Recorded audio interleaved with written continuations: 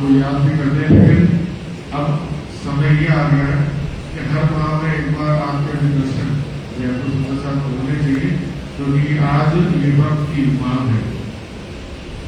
हमारे बीच में महाराज श्री 108 श्री नारायण स्वामी जी आसाम पीताम्बर पीठ रथसारी के मानते हैं। आपको प्रणामी दल में महापंडेश्वर की उपाधि से नवाजा गया है। आप जहाँ पर रह रहे हैं वहाँ 130 वर्ष पुराना मंदिर है और 2019 से आप वहाँ पर विराजमान है। साथ ही राजीव रोशन जी,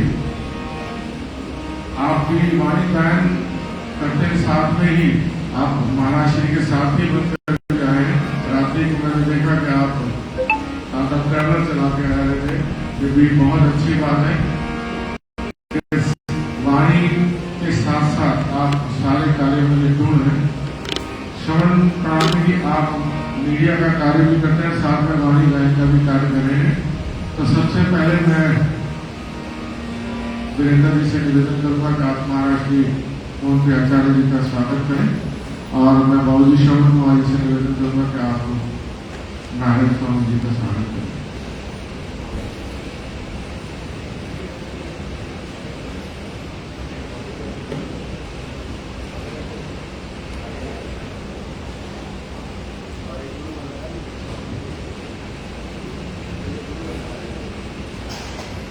राजीव रोशन जी एक गुरु वंदना और एक वाणी गायन के बाद महाराज श्री का वाणी प्रवचन होगा। रात्रि मंच पर हम नाम मंत्र और बाकी सब चीजों पर आप रात्रि को बोलेंगे, इस विषय में वाणी का प्रवचन करेंगे।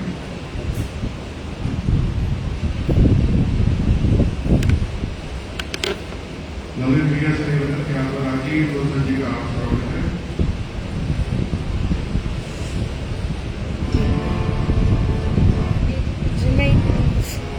मोहन जी से निवेदन कि आप श्रवण प्रणाली का भी आप स्वागत करें।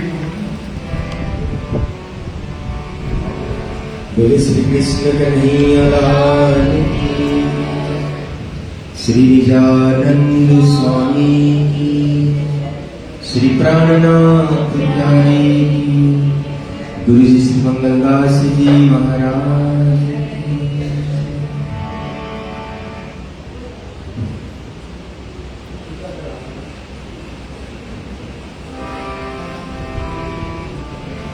बाबा दयाराम साहेब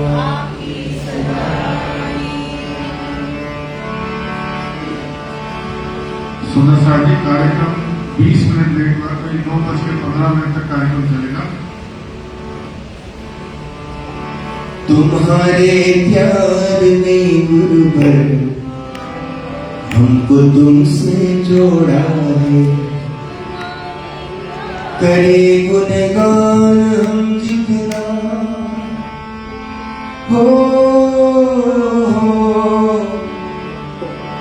करे गुणगान हम जितना उतना ही थोड़ा है। तुम्हारे प्यार ने गुरुवर हमको तुमसे जोड़ा है, तुम्हारे प्यार ने गुरुवर हमको तुमसे जोड़ा है। मीठी मीठी ताली बजाते सिखाएंगे। तुम्हारे प्यार ने गुरुवर हमको तुमसे जोड़ा, तुम्हारे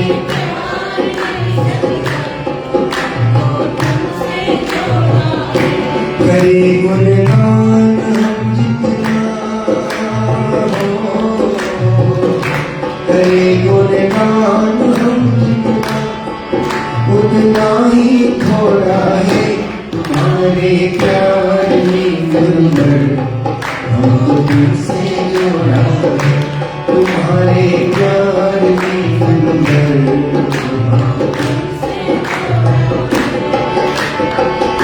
चराचर विश्व के मालिक तुम्हीं सबके सहारे, चराचर विश्व के मालिक तुम्हीं सबके लेकर शरण में अपनी लेकर शरण में अब बंधन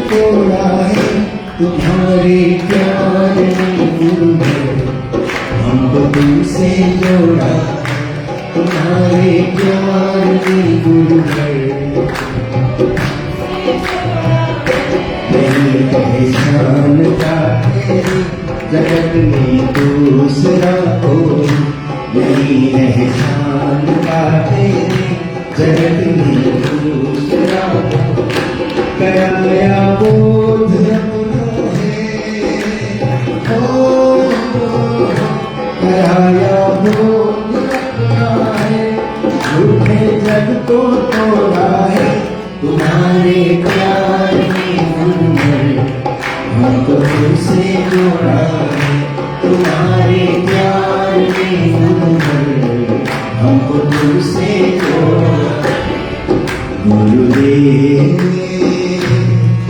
गुरुदेव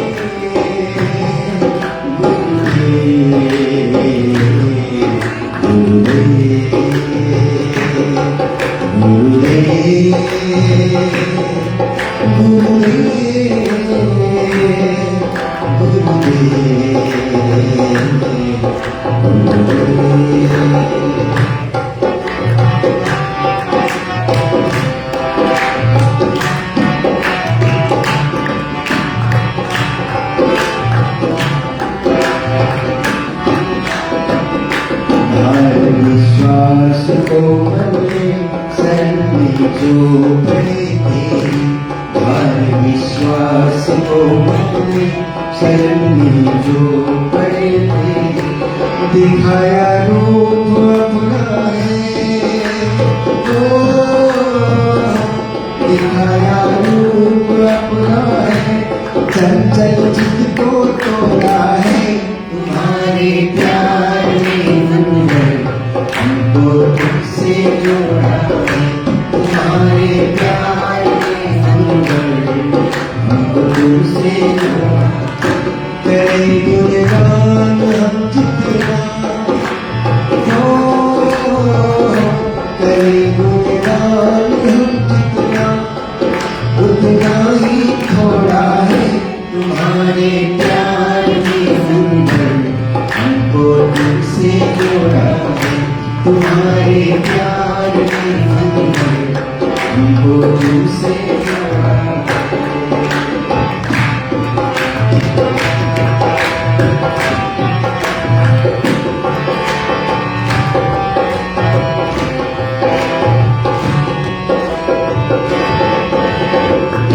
नहीं वाणी में ताकत है करे गुणगान हम कैसे नहीं वाणी में ताकत है करे गुणगान हम कैसे शरण में जो पड़े तेरे शरण में जो पड़े तेरे झूठे जग को छोड़ा है तुम्हारे प्यार में गुरुवर हमको तुमसे जोड़ा है तुम्हारे प्यार में गुरुवर हमको तुमसे जोड़ा है करे गुणगान हम जितना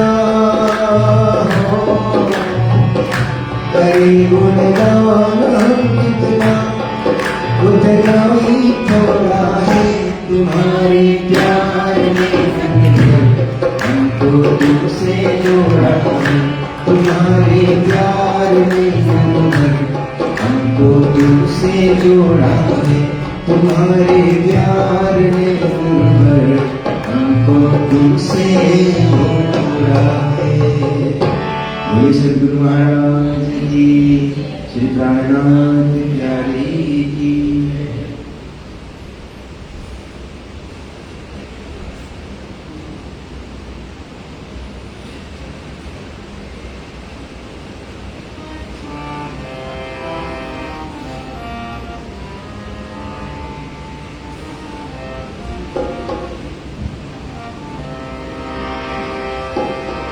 मागत हो मेरे दुल्हा मन कर कर वचन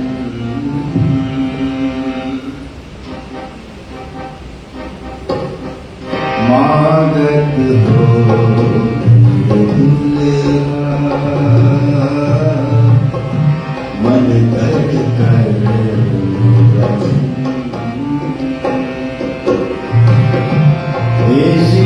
तुम खाली करो तुम खाली करोगे अर्ज करूं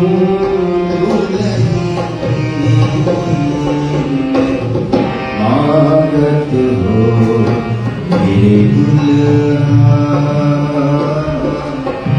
मन कर कर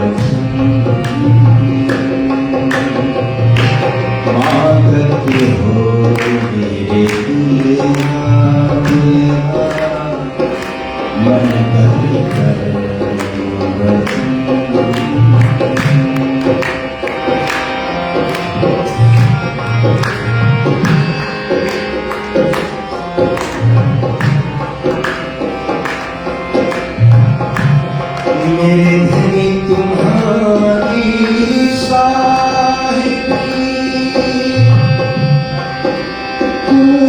अपने राखो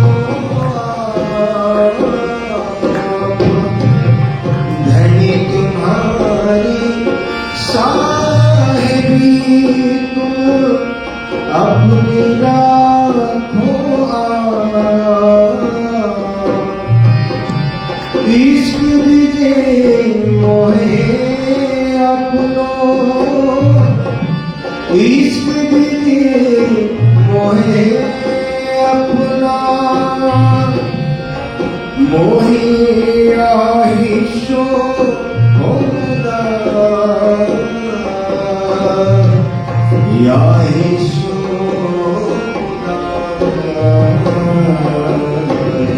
मागत हो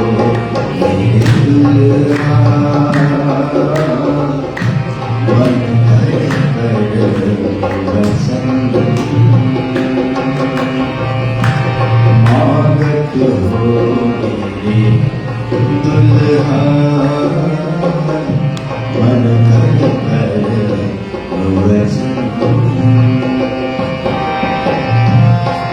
मैं चाहूँ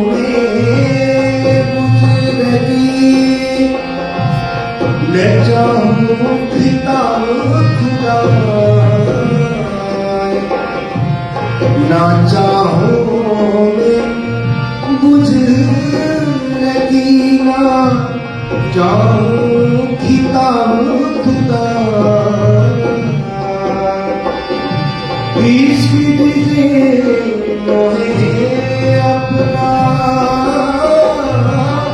इश्क दीजिए मोहे अपना मोहे याहिशो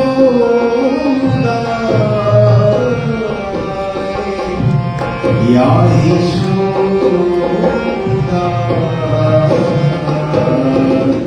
मागत हो दुल्हा दुल्हा मन भर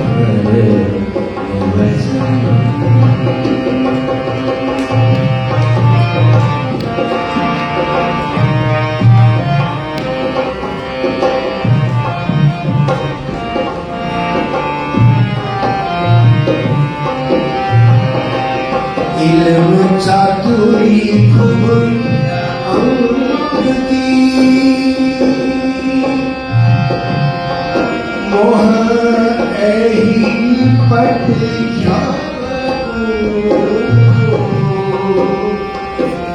इल्म चातुरी खूबी अंक की मोह एही पट लिखा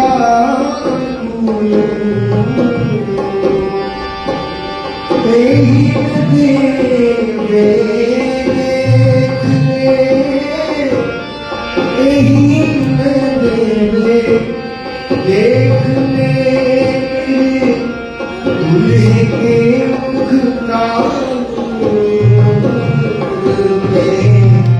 दूल्हे का मुख का मांगत हो मेरे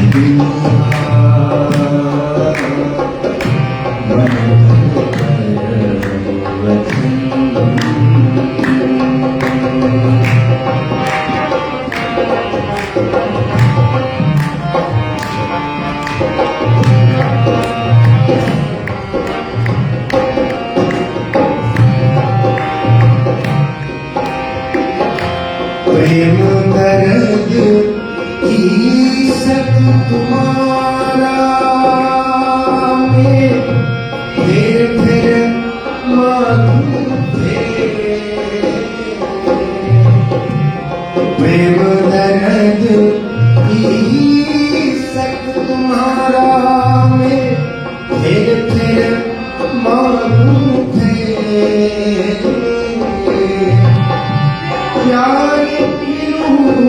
प्यारे पीयूषो प्यारे पीयूषो प्यारी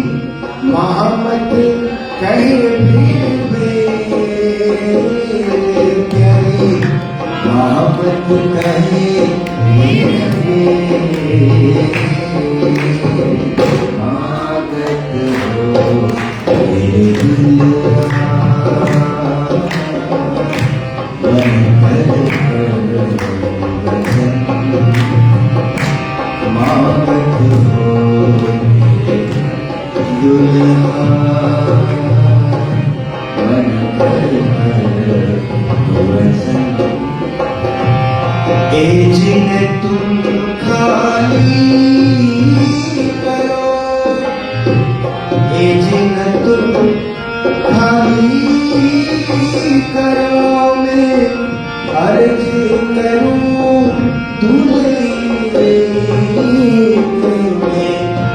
अर्ज करूं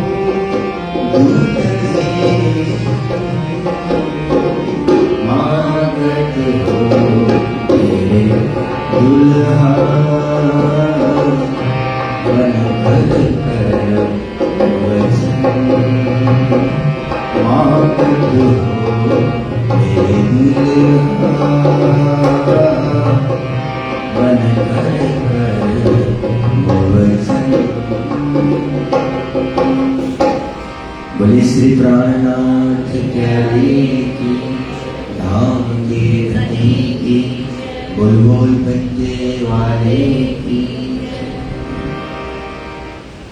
धन धन सखी मेरे नेत्रानि आले धन धन धनी नेत्र मिलाए रसाले धन धन मुख धनी को सुंदर धन धन धनी चित्त चुभायो अंदर धन धन धनी चित्त चुभायो अंदर। गुरु कृष्ण कन्हैया लाल की श्री निजानंद स्वामी की श्री प्राणनाथ प्यारे की महारानी बाईजुराज की महाराजा छत्रसाल की बाबा दयाराम साहेब गुरुजी मंगलदास महाराज की श्री कृष्ण प्रणामी धर्म की तीनों पुरी राम की सर्व सुंदर साथ की धन धन धनी के वस्त्र भूषण प्रणाम। उपस्थित आदरणीय नारायण स्वामी जी महाराज, पंचायत के प्रधान जी और हमारे राजीव लोचन जी, श्रवण जी, आप समस्त जयपुर के धर्म ब्राह्मण शिरोमणि सुंदर साथ जी, माताएं बहनें भाइयों सभी को कोटि कोटि करनता प्रेम प्रणाम। प्रधान जी ने कहा कि 3 साल के अंतराल के बाद आए हैं, पर मुझे ऐसा नहीं लगता। मुझे तो लगता है कि मैं 1 साल के बाद ही आया हूँ, क्योंकि जयपुर के सुंदर साहब कभी पद्मावतीपुरी धाम पन्ना में मिलते हैं, कभी बाया बाबा दयाराम साहब धाम करनाल में मिलते हैं, और कुछ सुंदर साहब कालिम्पोंग भी आते रहते हैं। तो कहीं न कहीं हमारी मुलाकात होती रहती है। तो ऐसा नहीं लगता कि हम 3 साल से अलग अलग बैठे हुए हैं, कहीं न कहीं हम मिल रहे हैं और आज जी को याद कर रहे हैं और उसी कुल मिलावे का ध्यान भी कर रहे हैं। तो देखिए, नित्य चर्चा YouTube के माध्यम से मैं इस कोरोना के टाइम से करीब 5 साल से प्रसारित कर रहा हूँ। तो उसमें वाणी के पहले तो मैंने परिक्रमा, सागर, श्रृंगार, खिलौत की भी चर्चा की। उसके बाद मैंने रास से शुरू किया कि रास, प्रकाश, सकृतु, कलश, इन ग्रंथों में श्री जी क्या कहना चाहते हैं, क्योंकि रास की पृष्ठभूमि में वाणी तैयार हुई है। फाउंडेशन तो रास है। रास के फाउंडेशन में प्राणनाथ जी ने ये 14 ग्रंथ की एक जो है श्रृंखला उन्होंने तैयार की। तो फाउंडेशन में क्या है किसी को पता नहीं होता है, पर हमें पता होगा कि रास में क्या है।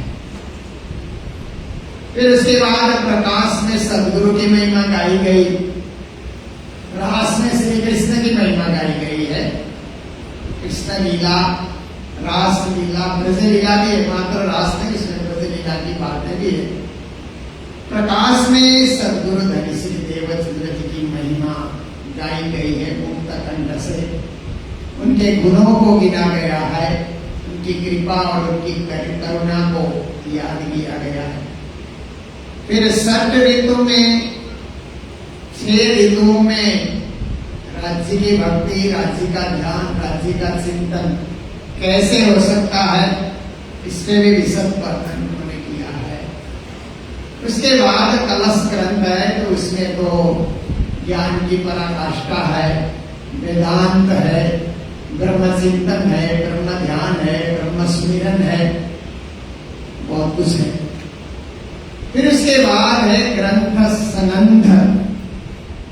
सनंद ग्रंथ में श्री जी महाराज एक चौपाई कहते हैं, मुस्लिम की तरह, हिंदुओं की तरह ये समझे आप अपनी विने जब आए इमाम आकर कहते हैं, मेरी वाणी में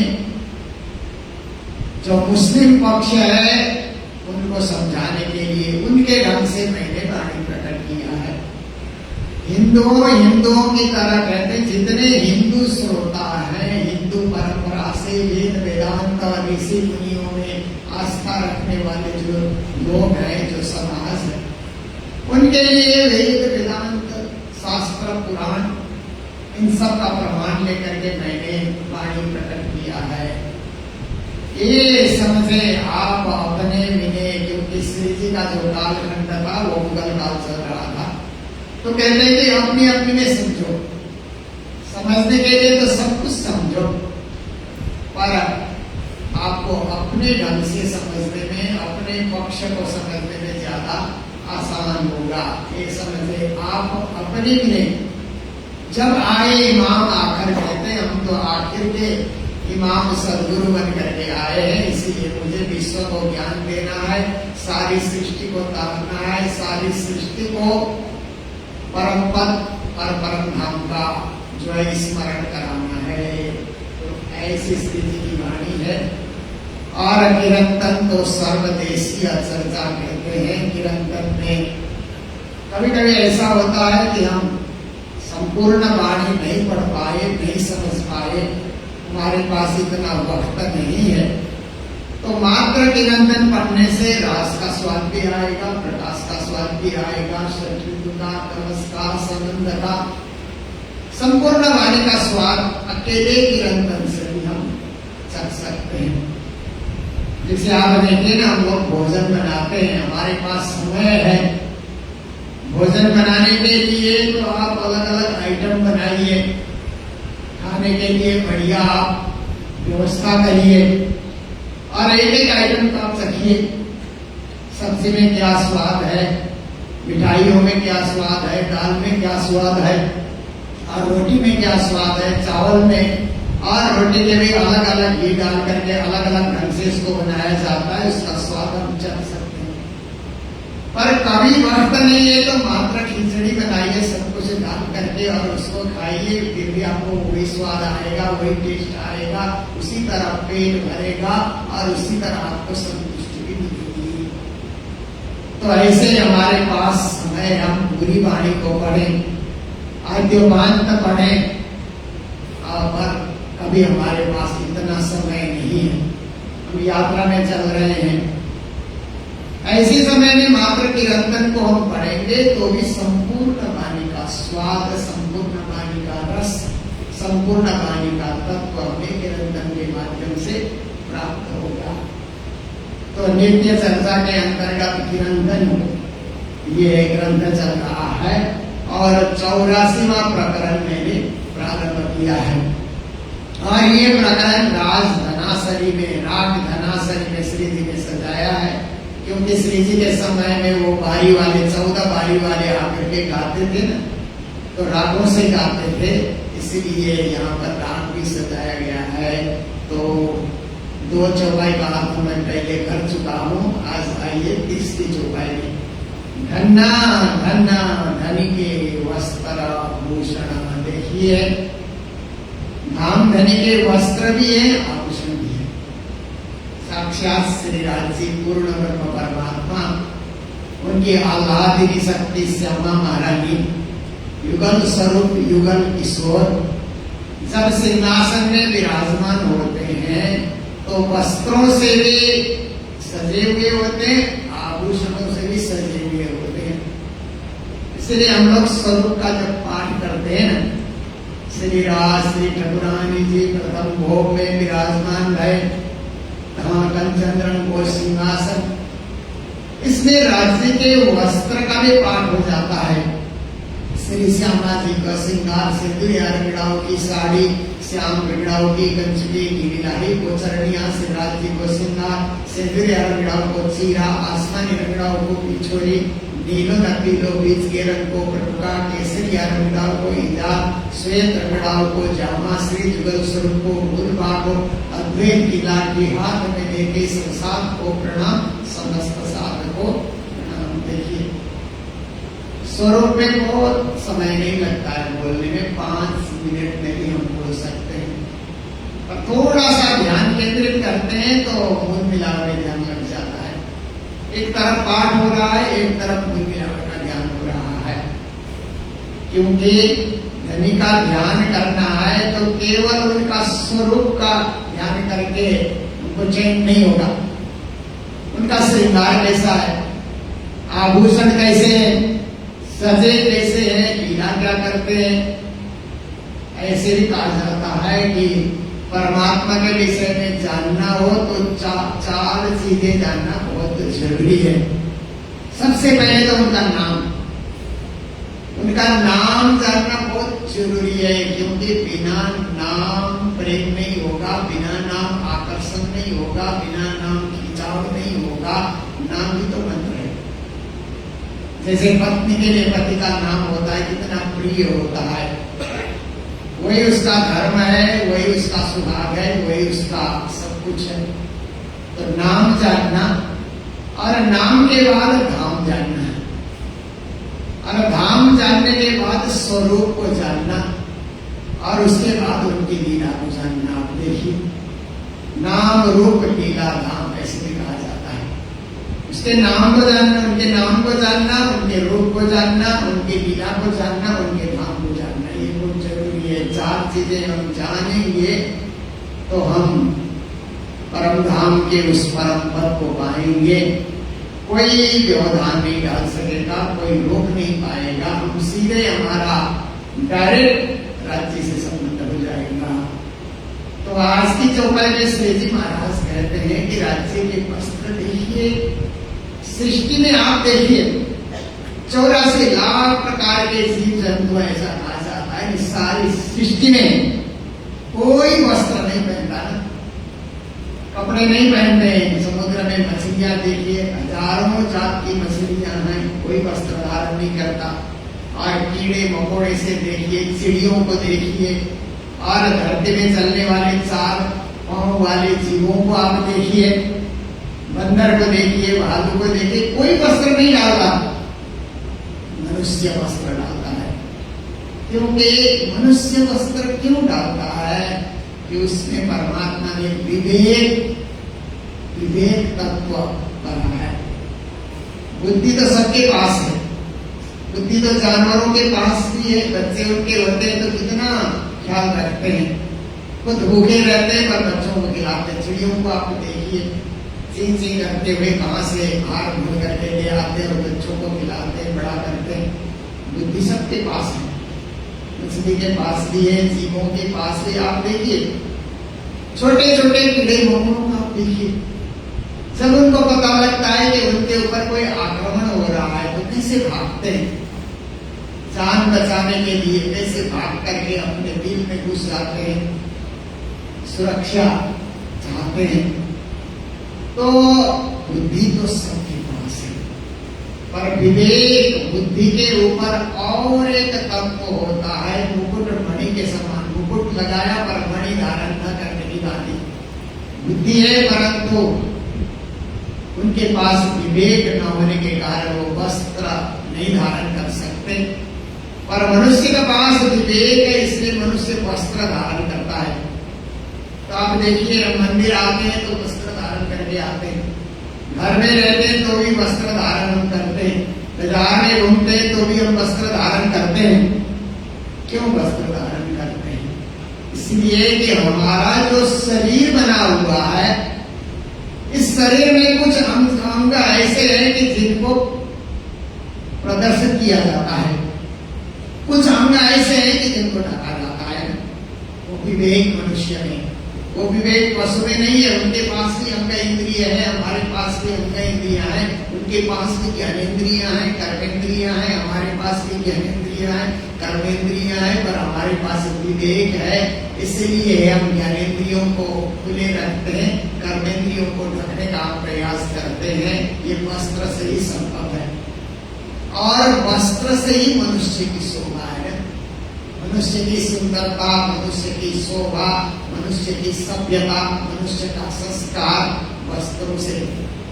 कोई जमाना ऐसा था कि ऋषि मुनि जो रहते थे तो उस समय पूरे वस्त्र का आविष्कार नहीं हुआ था, तो वृक्ष के छाल पहन करके या पत्ते शरीर में ढक करके ऐसे भी रहा करते थे। कोई जमाना ऐसा था, तब से ही वस्त्र पहनने की, शरीर ढकने की परंपरा प्रारंभ हो गई।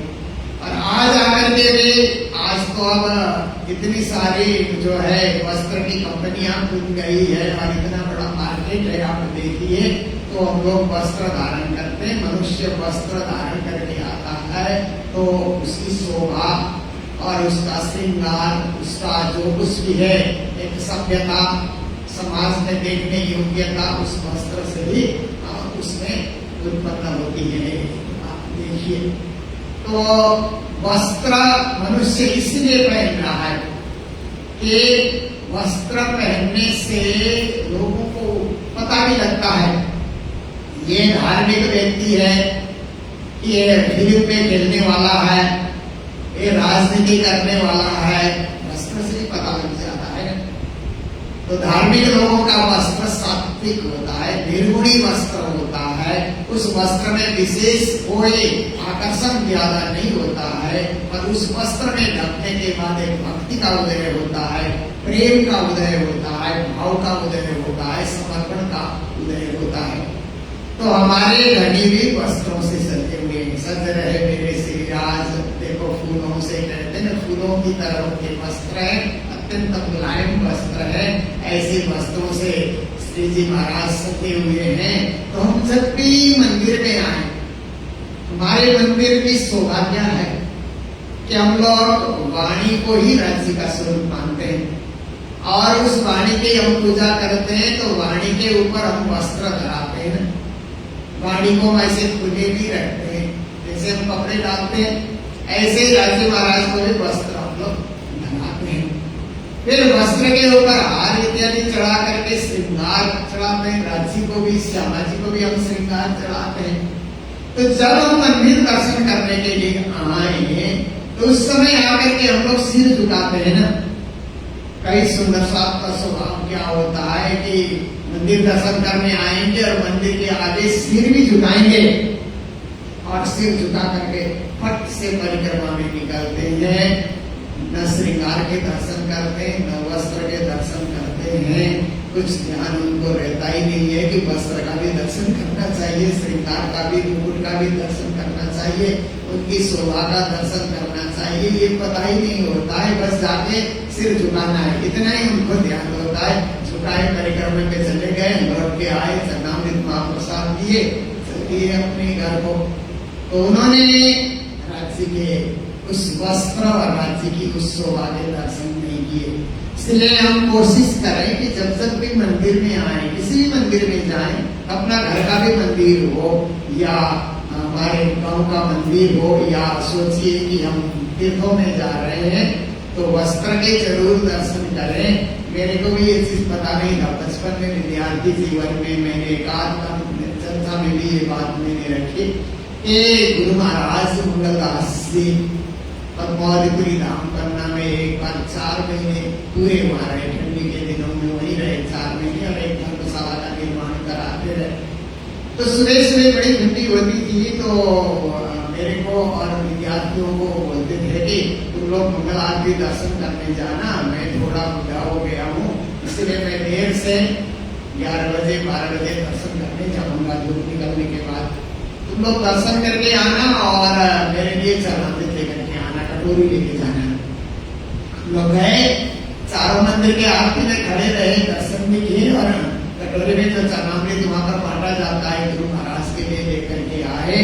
तो गुरु महाराज ने कहा दर्शन करके आए। हाँ जी गुरु महाराज दर्शन करके आए। और घूमट जी में कौन से वस्त्र धराए गए थे? कमला जी में, सदगुरु मंदिर में, महारानी मंदिर में। हम लोग ने तो कभी ऐसा सोचा भी नहीं था कि दर्शन के बाद वस्त्र के दर्शन भी होते हैं। तो वस्त्र तो बहुत सुंदर थे गुरु जी, परंतु कैसे कैसे रंग के थे अभी ध्यान नहीं है।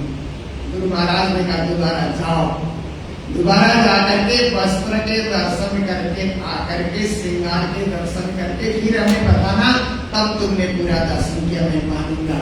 ऐसे दर्शन करके नहीं आए, सिर झुका के आए, दर्शन तुमने किया ही नहीं। तब से मैं भी ध्यान रखने लगा, फिर मेरे को भी पता लगा कि दर्शन करते समय थोड़ा 1-2 सेकेंड, बहुत ज्यादा समय भी नहीं लगता है, 1-2 सेकेंड टकटकी लगा करके राज्य के स्वरूप को देखें और राज्य के वस्त्र को देखें, तो ये देखा दर्शन आवे जोश आवे कहते हैं। जब उनको हम देखते हैं, जब उनके हम पूर्ण दर्शन करते हैं, तो हमारे में एक जोश आता है। ये हमारे धनी, हम उनके सुंदर साथ, हम उनकी सखियां, हम उनकी अंगनाएं, धनी हमारे धाम के धनी, और धनी हमारे जैसे सजे हैं ऐसे हमें अपने दिल को भी सजाना है, भाव को भी सजाना है, मन को भी सजाना है, हृदय को भी सजाना है। तो कहते हैं मेरे धनी धन्य धन्य है, जिनके वस्त्र धन्य है, जिनके आभूषण धन्य है। धन्य धन्य आत्म से न छोड़ू एक न। फिर कहते हैं कि हम धन्य धन्य हो गए दर्शन करके। तो क्या करें कि आत्मा से परमात्मा, आत्मा से परमात्मा की छवि को एक पल भर के लिए भी विस्मृत न करें। राज्य को याद करते रहें, राज्य को याद करके कोई कार्य प्रारंभ करें। सुबह उठे तो उनको याद करें। रास्यम, रास्यम शब्द इतना सरल, इतना सुबोध, इतना सुगम्य है कि कोई भी समय उच्चारण कर सकते हैं। उसको उच्चारण करने के लिए हमें कोई जोर भी नहीं लगता, आसानी से, सरलता से, सुबोध ढंग से हम और प्रेम और भाव में मगन होकर के रास्यम उच्चारण करते हैं। क्योंकि सेवा पूजा करनी है ना, तब तो नहा धो करके शुद्ध वस्त्र धारण करके फिर सेवा पूजा में आप सम्मिलित होते हैं। पर मात्र रास्यम करने के लिए नहाने की जरूरत नहीं। आप बिस्तर से उठे, उठते ही आप एक बार रास्यम कहेंगे न, तो रास्यम के नजदीक होने का अनुभव होगा। फिर आप नहाइए धोइए, नहाते धोते हुए कोई नहाते समय चौपाइयों का पाठ भी आप कर सकते हैं। उठ के नहाइए, जमुना जी कीजिए, सकल सिंगार साध संबंधी मिल के खेलिए, संगमता इस दिन गई प्रेम सो श्रीवल स्वरूप के चरण निर्मल होना, आय सो और धाम वर्णन इन विधर्म से छूटिए और उपाय कोई नाय कदन विनाश नर गए पंच फस भरिए माई। ये सब चौपाई है हमें शुद्ध करने के लिए, हमें स्मृति में लाने के लिए, हमें बेसुद्धि में से बचाने के लिए। तो कहते हैं कि मेरी आत्मा धनी के चरणों को छोड़ना नहीं चाहिए। धन्य धन्य आत्मा से न छोड़ो एक हिन। मन करता है कि हर क्षण उनको याद करते रहे, हर पल उनको याद करते रहे, पर काम भी तो करना है दुनिया में। राज्य को ही याद करके बैठे रहेंगे तो घर का काम तो रह जाएगा, कुछ होगा ही नहीं, भोजन भी नहीं बनेगा और घर की सफाई भी नहीं होगी, कुछ काम नहीं होगा। पर राज्य को याद करके काम करें, जो भी काम करें राज्य को याद भी करें, काम करते ही रहो, नाम जपते रहो, पाप करने से हरदम उतरते रहो, कृष्ण गोविंद गोपाल गाते रहो। हमारे परमहंसों की शिक्षा है, काम भी करते रहो, नाम भी जपते रहो। हर काम को हमें, क्योंकि राज्य ने हमें दुनिया में केवल नाम जपने नहीं भेजा है, वो तो परम नाम में जपते ही थे। राज्य ने दुनिया में भेजा है पुरुषार्थ करने के लिए, पराक्रम करने के लिए, कुछ संसार में हम उन्नति करें, संसार में संसार को भी हम सुख दें, संसार वालों को भी हम भला कर सकें, उनका भी उपकार कर सकें। पहले तो अपने घर का ही उपकार कर सकें। घर में भी तो एक छोटा संसार है ना, परिवार है, परिवार के सब सदस्यों के लिए हम कुछ कर सकें, कुछ काम आए। फिर उसके बाद हमारा समाज है, हमारा मंदिर है, हमारा क्षेत्र है, उनके लिए हम कुछ काम आ सके।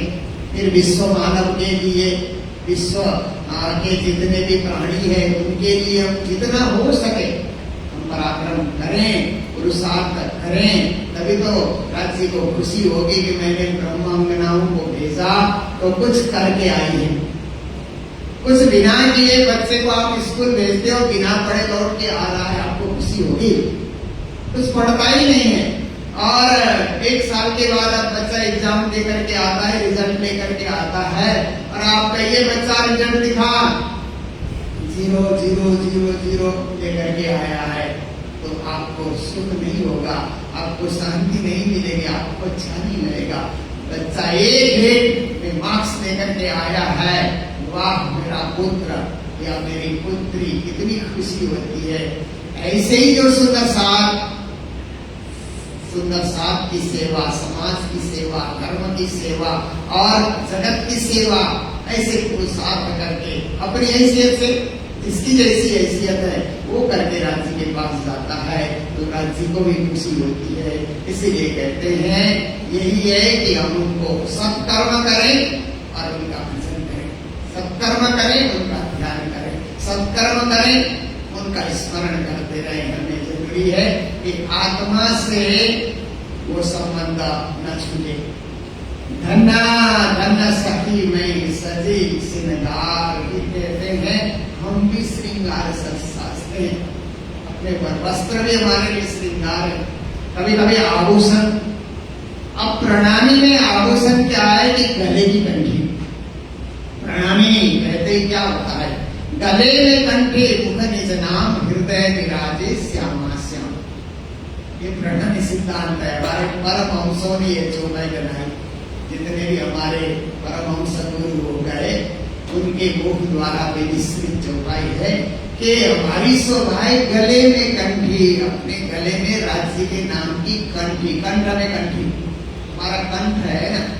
कंठ की शोभा कोई सोने की हार से या और किसी हार से नहीं है, पर राज्य के नाम की कंठी हम गले में धारण करेंगे तो उसकी शोभा माथे सुहाग की निशानी है। राज्य के जैसे विवाहित महिला होती है ना, पति के सुहाग की कोई न कोई एक निशानी रखती है ना, या लाल बिंदी लगाएगी या गले में कोई वो जो है मंगलसूत्र डालती है या कुछ भी कुछ निशानियां रखती है कि हम सुहागिन हैं। ऐसे ही हम राज्य की सुहागिन हैं तो चंदन जो हम लगाते हैं, राज्य को चंदन चढ़ता है वो हम लगाते हैं, वो सुहाग की निशानी है। गले में कंठी डालते हैं, वो सुहाग की निशानी है। तो इस तरह से यही हमारे लिए श्रृंगार है, जो श्रृंगार राज्य के नाम से बने हुए श्रृंगार है, उसको हमें धारण करना है। तो ऐसे वे राज्य की पूजा के लिए आते हैं तो शुद्ध वस्त्र धारण करके भी हमको आना है। तो कहते हैं कि जैसे राज्य का श्रृंगार है हम भी श्रृंगार से सजे। धन्ना धन्ना धनिये मोह को करी अंगीकार, राज्य उसको स्वीकार करते हैं जो विशुद्ध बन करके, विशुद्ध श्रृंगार धारण करके, विशुद्ध वस्त्र धारण करके उनके पास आया है, उसको अंगीकार मतलब स्वीकार करना। हाँ तुम मेरे हो, हम तुम्हारे हैं। वो भजन गाते हैं ना, हम तुम्हारे हैं पियासी, हम तुम्हारे हैं, हम तुम्हारे ही रहेंगे, वो मेरे दीजिए ना। धून है, भजन है, ये धून बाहर जगत में भी गाते हुए मैंने सुना है। बहुत सारे संतों की मुख से जो भागवत की कथा करते हैं वो भी गाते हैं और हम सुंदर साथ भी गाते हैं, क्योंकि सबके लिए उपयुक्त ये धून है। हम आपके हैं, आप हमारे हैं। तुम दुल्हा मैं दुल्हन, दुल्हा तो सज गया, दुल्हन सजी हुई नहीं। आप देखिए शादी में क्या है, दुल्हा जैसे सजा है दुल्हन भी उसी तरह सजी हुई होती है ना, क्योंकि महिलाओं के श्रृंगार अलग होते हैं। साज स्वरूप श्रृंगार पुरुष के साज स्वरूप श्रृंगार अपने होते हैं, परंतु अपने अपने ढंग से दोनों को सजना है ना। पर यहाँ वो भौतिक श्रृंगार से सजने की बात कम हो रही है, पर एक आध्यात्मिक श्रृंगार, शील, संतोष, स्वभाव, विचारधारा, सोच, समझ, इन सब चीज से हमको सजना है। और ऐसे सोच करके हम जाएंगे भावनात्मक स्वीकार करके, तो धनी जी हमको अंगीकार करेंगे, धनी जी हमको स्वीकार करेंगे। धन्ना धन्ना सखी में सेज बिछाई। और राज्य की पूजा करने वालों का क्या होता है कि पहले तो सिंहासन सजाते हैं ना, रात्रि को पौड़ानी होती है तो सेज में पौड़ानी करते हैं ना। कभी घर में ये संभव नहीं होता है तो वो सिंहासन को ही सेजिया मान करके फिर हम लोग रुमाल उड़ा करके पधारो मेरे बालाजी रंग भरी रहे, पधारो मेरे बालाजी रस भरी रहे, हम लोग गाते हैं। पर मंदिरों में संभव है सेजिया सजाना। तो क्या होता है कि जब पौड़ानी खोली जाती है तो पहले दिन भर तो सिंहासन में राज्य सजते हैं और फिर विश्राम के समय में सेजिया में राज्य सजते हैं। तो हम क्या सोच सकते हैं इससे कि राज्य हमारे दिन भर तो राज्य हमारे मन में बसे हुए हैं ना, इसलिए उठते बैठते खाते पीते हम उनको याद कर रहे हैं, हमारे मन में बसे हुए हैं। फिर रात्रि को जब विश्राम करते हैं तो हृदय रूपी सेजिया में वो विश्राम करते हैं, ऐसा भाव हमको लेना है और हृदय को सेजिया बनाना है। तो यहाँ पर कहते हैं कि धन धन सखी में सेज बिछाइए, हृदय को मैंने बिछा दिया। क्योंकि वो एक शेर आता है ना कि तुझे क्या कहूँ गुलशन कि आज मेरे दिल पर आने वाले हैं, कलियाना बिछाना राहों पर क्योंकि हम दिल को बिछाने वाले हैं। अच्छी बात है ना, किसी ने भी कहा हो, पर बहुत ही बढ़िया कहा है कि अरे गुलशन तुझे क्या पता कि आज कौन आने वाले हैं, है ना, मेरे दिल पर आने वाले हैं ना, मेरे प्रिय आने वाले हैं, हमारे लिए प्रिय परमात्मा आने वाले हैं, युग पुरुषोत्तम आने वाले हैं। कलियाना बिछाना राहों पर, क्योंकि अच्छे प्रिय लोग आते हैं तो फूल की कलियां बिछाई जाती है, उनको चूहे नहीं, ऐसी कलियां जो है चुभती नहीं है, इसलिए राहों पे आप कलियां न बिछाना, क्योंकि हम दिल को बिछाने वाले हैं, जो दिल को ही बिछा देता है ना। आप देखिए कि महारानी ने, मछली महारानी ने साड़ी बिछाया, ऐसा हम लोग सोचते हैं ना, साड़ी तो एक माध्यम है, उन्होंने दिल को बिछाया।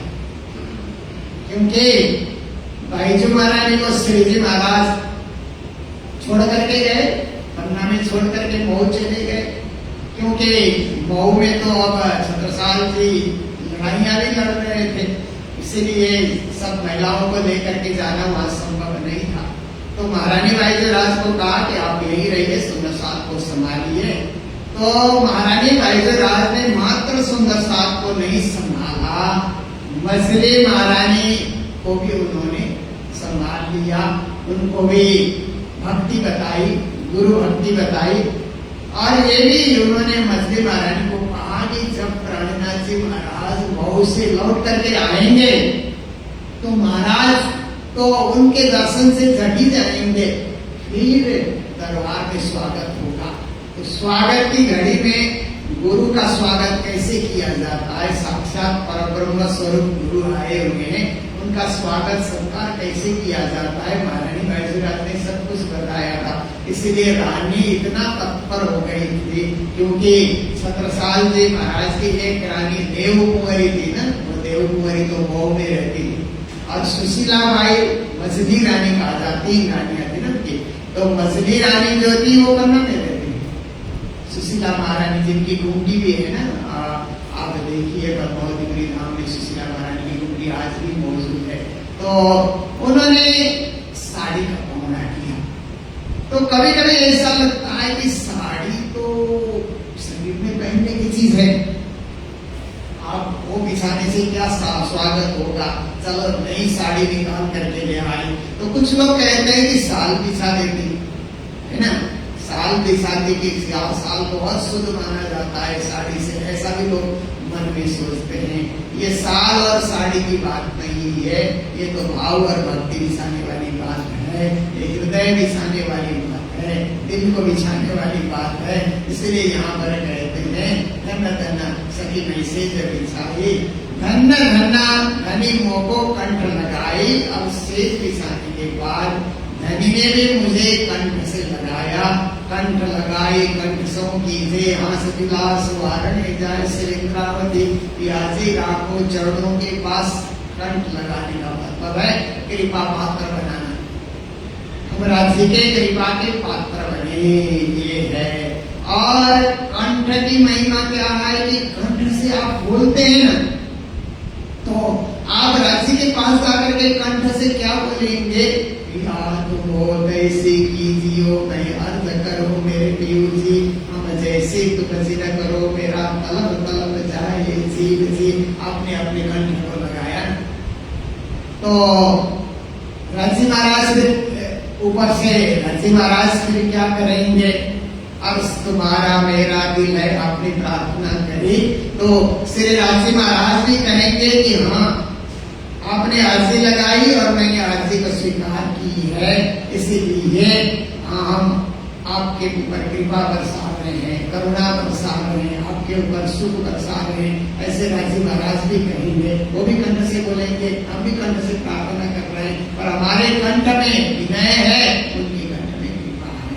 ये कंठ लगा है, कंठ से आदान प्रदान हो रहा है, कृपा को ग्रहण कर रहे हैं, श्रद्धा को अर्पण कर रहे हैं, भावना उनको चढ़ा रहे हैं। जैसे कोई भी मंदिर में गुरुजन आते हैं तो वहां के सुंदर साथ भजन गाते हैं, गुरु वंदना गाएंगे, भजन गाएंगे, प्रार्थना गाएंगे, ये करके आपने कंठ लगाया, कंठ में आप आकर्षित हो गए ना, अपने कंठ को आपने चढ़ाया, कंठ के माध्यम से अपने स्वर को चढ़ाया, स्वर मात्र ने अपनी भावना और भक्ति को आपने चढ़ाया।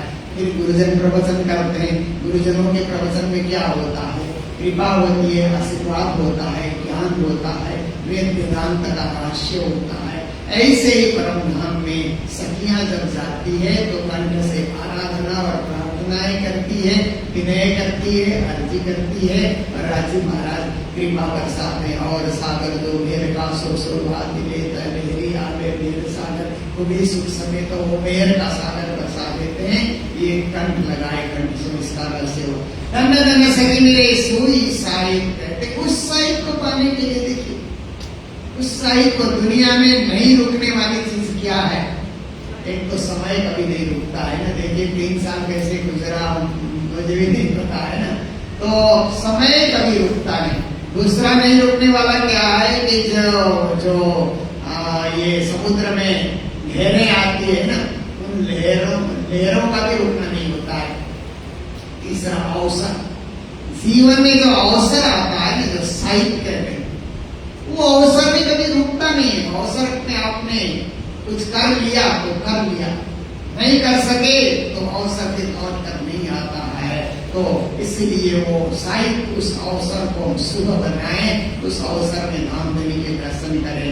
धन्य धन्य विलसी में पीयू जी आई कर कहते हैं, हम पीयू के चरणों में आकर के विलास कर सके, सुख ले सके, अनुभव कर सके, उनके चरणों में होने का, उनके सन्मुख होने का।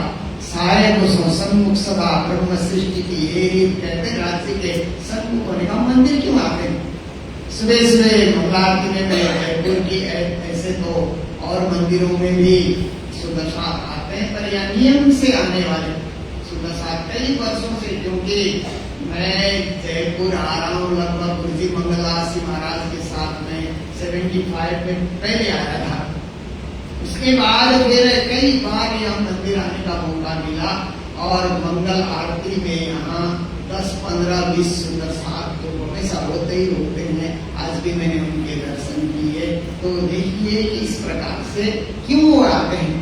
और कई लोग दिन भर आते रहते हैं, कई लोग रात्रि को आरती तक भी आते हैं। क्यों आते हैं कि एक धनी के चरणों में होने का एहसास करने के लिए, धनी के सन्मुख होने का एहसास करने के लिए। वो हमारे सामने, हम उनके सामने हाजिरी दे रहे हैं ना। जैसे विद्यार्थी स्कूल जाते हैं तो हाजिरी देते हैं ना, भाई में हाजिरी लगती है तो हाजिरी देते हैं। ऐसे ही धनी के सामने हजूर में जाकर के हाजिरी बजाने के लिए हम यहाँ पर उपस्थित हैं कि हम आपके हैं, आपकी सेवा में उपस्थित हैं, इसलिए आपको हमने भूला नहीं है। इसलिए जो है अपना वादा पूरा करने के लिए, इसलिए यहाँ पर कहते हैं कि बिलसी पीयू सो आए, पीयू के पास आकर के हम हंस विलास में, प्रसन्नता में और आरती के दर्शन करने से, मंदिर के दर्शन करने से एक आनंद का अनुभव होता है। वो आत्मानंद है, वो दिव्यानंद है, वो सच्चिदानंद है। उस आनंद सागर में हम लोग डूबे रहते हैं। तो आज इतना ही, क्योंकि हम लोग 2 चौपाई का ही अर्थ समझने की कोशिश करते हैं। ज्यादा चौपाई हम लोग पढ़ेंगे तो बहुत सारे अर्थ को हम लोग समझ भी नहीं पाएंगे। थोड़ा थोड़ा करके इसको ग्रहण करना है। आज रात्रि को 8 बजे फिर हम लोग मिलेंगे और 8 से 10 बजे तक हमारे नारायण स्वामी जी के भी प्रवचन होंगे। हमारे श्यामानंद जी महाराज भी आज पधारने वाले हैं, उनके भी प्रवचन होंगे, भजन होंगे। मैं भी कुछ शब्द आपके समक्ष रखूंगा। कल सुबह इसी टाइम फिर हम लोग चर्चा में आगे की चौपाई सुनने के लिए यहाँ पर हाजिर रहेंगे। और कल रात्रि को भी 8 से 10 यहाँ पर हम लोग रहेंगे। इस बार हम लोगों ने राजस्थान और गुजरात ये 2 जगह की जागरण यात्रा निकाली है। दिल्ली में 17 साल जयंती पे थे, 17 साल स्टेडियम में भी हम लोगों ने कार्यक्रम किया। फिर हम लोगों ने सोचा कि हम अपने मंदिरों में नहीं जाया करेंगे तो 1 साल 2 साल 3 साल होते हुए समय बढ़ता जाएगा। इसीलिए एक दूसरे से मिलते जुलते रहें और जागरण का संदेश देते रहें। इस भाव से हम लोग आए हैं। तो जयपुर के लिए हमने 2 दिन रखा है। बाकी हम लोग यहाँ से सीकर जाएंगे, अजमेर जाएंगे, बेड़ता जाएंगे, नागौर जाएंगे। फिर उसके बाद हम लोग गुजरात के कई स्थानों में और नौतनपुरी धाम, महामंगलपुरी धाम के लिए दर्शन करेंगे। तो ये यात्रा हमारी 15 दिन की यात्रा है। हम तीनों संता और हमारे संगीतकार भी साथ में हैं। अब सबके बीच आने का बड़ा आनंद प्राप्त हुआ और जयपुर हमारे लिए बहुत ही एक प्रिय स्थान है शुरू से ही। और कोशिश करेंगे आगे से कि 3 साल का अंतराल न हो। हर साल, हर महीने तो संभव नहीं है, और हर साल आने के लिए हम कोशिश करेंगे। उन्हीं शब्दों के साथ चौपाई दोहरा करके आगे के प्रसंग को विराम दे रहे हैं। प्रेम से प्रिया बहुत ऐसे यहाँ पर चौपाई बोली जाएगी। आप लोग भी ध्यान से राज्य के चरणों में बैठे हैं, सब भाव लेकर के आप लोग उसको सुनेंगे, उसके बाद ही उठेंगे। क्योंकि आप देखिए कि गुरुद्वारे में शरणार्थी लोग अरदास करते हैं ना, हम लोग उसी को अर्जी बोलते हैं। वे लोग अरदास बोलते हैं, हम अर्जी बोलते हैं। तो कैसे मगन होकर के अरदास करते हैं, ऐसे ही हम मगन होकर के राज्य की अर्जी गाएं। उसके बाद अभी के इस प्रथम सत्र का समापन होगा। बोलो सतगुरु महाराज की, श्री प्राणनाथ प्यारे की, सर्व सुंदर साथ की। धन्य सखी में सेज बिछाई,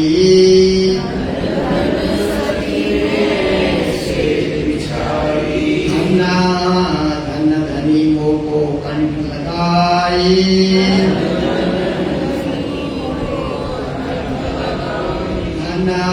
धन्य सखी मेरे सोई साईता।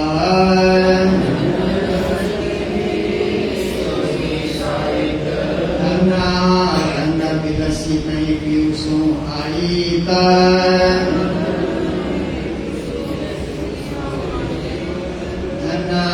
धन्य पीयूषों में, धन्य बिलसी में पीयूषों आई।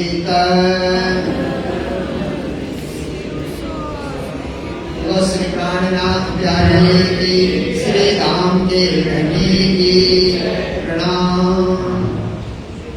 महाराष्ट्री आप 3 साल तो समय आपने कहा ज्यादा और ज्यादा प्राणनाथ जयंती आ रही है अक्टूबर माह में। तो प्रणाली पंचायत की ओर से मैं अभी से आपको निमंत्रण देता हूँ। 8 तारीख को, 8 अक्टूबर को महाराष्ट्री श्री सदानंद जी महाराज भी यहाँ पधारेंगे। तो मैं चाहूंगा कि आप भी सुंदर साहब के सामने स्वीकार कीजिए। ज्यादा अच्छा सुंदर साहब जी, अभी महाराज श्री ने कहा कि हर पल राज्य महाराज को याद करिए। आज रात्रि का कार्यक्रम 8 बजे महाराज श्री नारायण स्वामी जी के कार्यक्रम के साथ शुरू होगा। रात्रि क्योंकि आप 8 बजे मंदिर पधार जाएंगे तो आपको घर में खाना बनाने की चिंता ना हो, इसलिए रात्रि को लंगर प्रसादी की व्यवस्था भी मंदिर में रहेगी। आप सभी समय पर आए। 11 बजे हम लंगर प्रसादी कार्यक्रम शुरू समाप्त होने के बाद लंगर प्रसादी का कार्यक्रम करेंगे। कार्यक्रम 11 बजे समाप्त कर 11 बजे 8 से 10 बजे।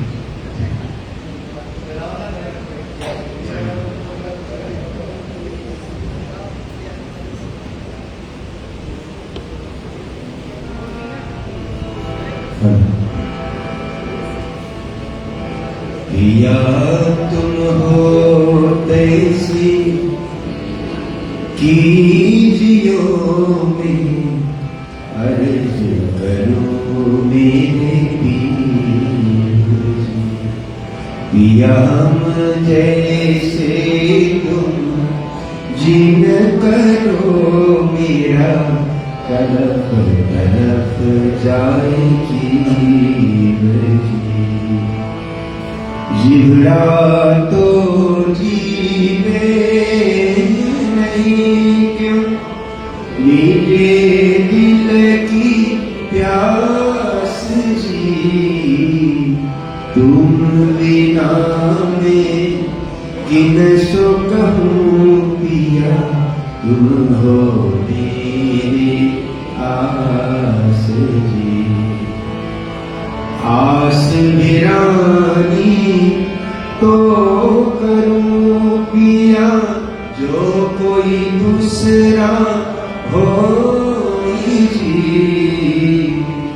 सब विध पिया जी समरथ दीना रहन जात रोई रोई जी जन्मते जो हम हते पिया सो तुम देखते कीजिए जब तुम आप दिखाओगे तब देखोगे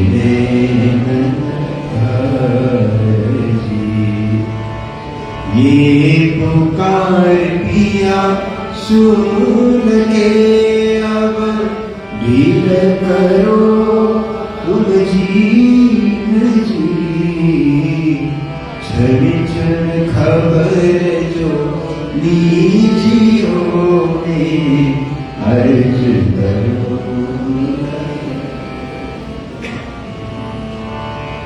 बेटी अर्ज में तो करो किया जो वाड़ी भई अंतराई जी वाड़ी अंतराय ताली के दुल्हा दीजे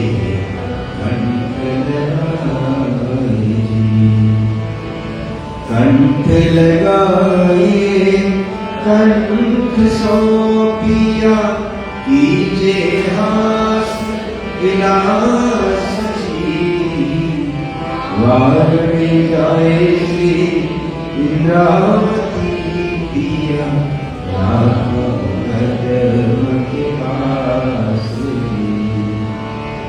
तुम दुल्हा में दुल्हनी पिया और न जानो बात जी इस सौ सेवा करो पिया सब साक्षात जी सदा सुख लाता धाम धनी में कहूँ इन बात जी महामती युगल स्वरूप परवाई अंगना भली बड़ी जात जी पिया तुम हो तैसी कीजियो में अर्ज करो मेरी भी